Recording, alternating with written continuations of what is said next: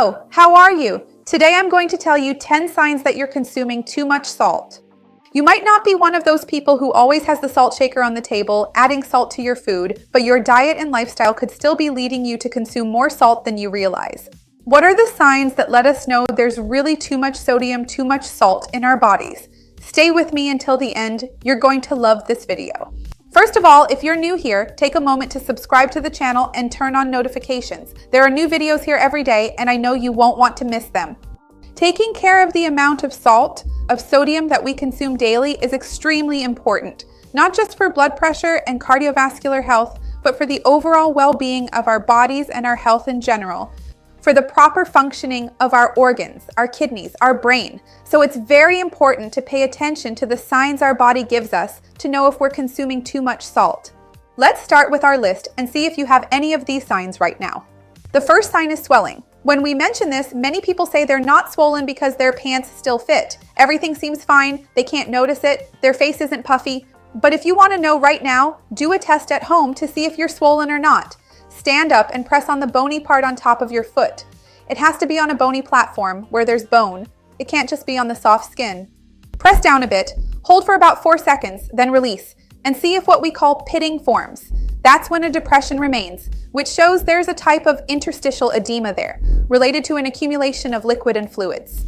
Because salt or excess sodium promotes fluid retention, which leads to swelling. So if you notice this pitting, if you're more swollen, your legs feel heavier, you're experiencing more pain, sometimes when walking, and sometimes this swelling can even be in your arms, it could be a sign that you're consuming too much salt. The second sign, and this is a classic one, is if you feel very thirsty. When we feel thirsty, it's because our body wants to get rid of the excess sodium that's built up. As a response, it makes you want to drink more water, so you'll urinate more, and through that urine, eliminate the excess sodium. So if you constantly feel like drinking a glass of water, it could be that your diet contains more sodium than it should. Another sign is high blood pressure or arterial hypertension, which is often related, once again, to this excess sodium that causes you to retain more fluid. And this excess fluid circulating also increases the plasma in your blood, the volume of plasma. In other words, there's a greater volume of blood passing through the same space in the blood vessel, which causes higher pressure. So, if you're already experiencing higher blood pressure, it could be that you're sodium sensitive and that this sodium is raising your pressure. One thing is very much related to the other, and this can be a major sign of higher sodium consumption. Another sign is persistent muscle cramps. Cramps are closely related to a certain imbalance between the amount of potassium and sodium in our body, causing painful and involuntary contractions. So if you've been experiencing cramps more easily, usually when people have a lot of cramps, we actually recommend specifically increasing potassium intake to try to combat the cramps. It could be that this ratio is unbalanced with more sodium, so it's also a good idea to reduce your sodium intake in your diet. Another sign is headaches, even persistent migraines. As I mentioned, sodium can increase blood volume and raise the pressure inside the blood vessels. When this pressure reaches the brain, it can cause a headache. The person takes medication, feels a bit better, but then the headache returns. Pain in the back of the neck, that throbbing head pain, which can also be related to higher salt consumption. Another problem related to excess sodium can be the weakening of the skeleton, of the bones, because when we have too much sodium in our body tries to excrete this excess sodium and ends up losing more calcium in the urine as well.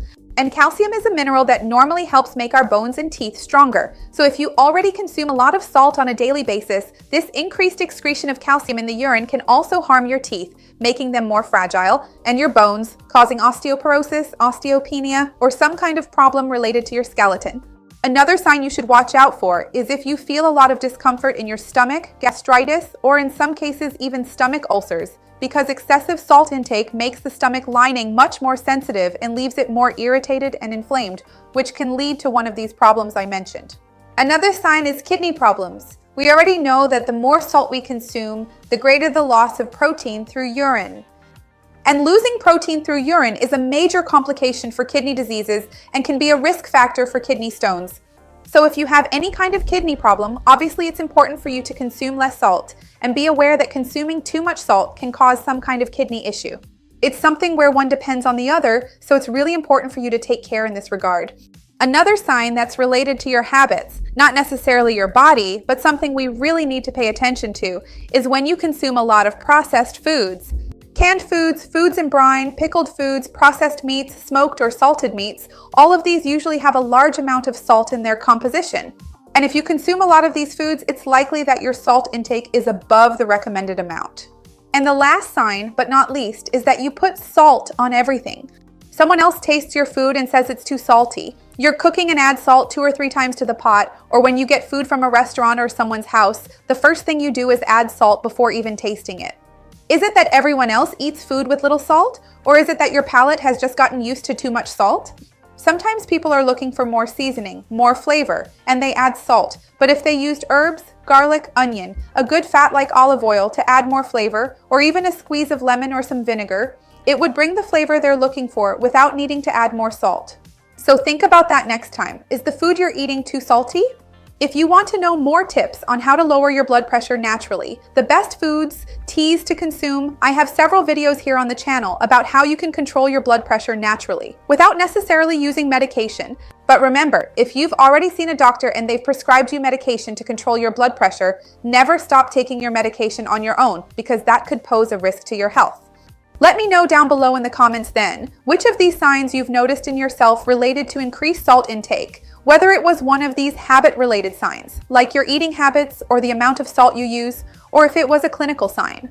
Tell me down below, or maybe not. Maybe you're fine, you haven't felt any of this, nothing has changed. Let me know down below. I'd love to hear from you. Leave a like on the video because that really helps me out. And if you're new here, don't waste any more time. Subscribe to the channel now. Turn on the notification bell. There are new videos here every day about foods for blood pressure, the benefits of different foods, diabetes, cholesterol, and other health conditions. I even make some recipes for these health issues. You won't want to miss them.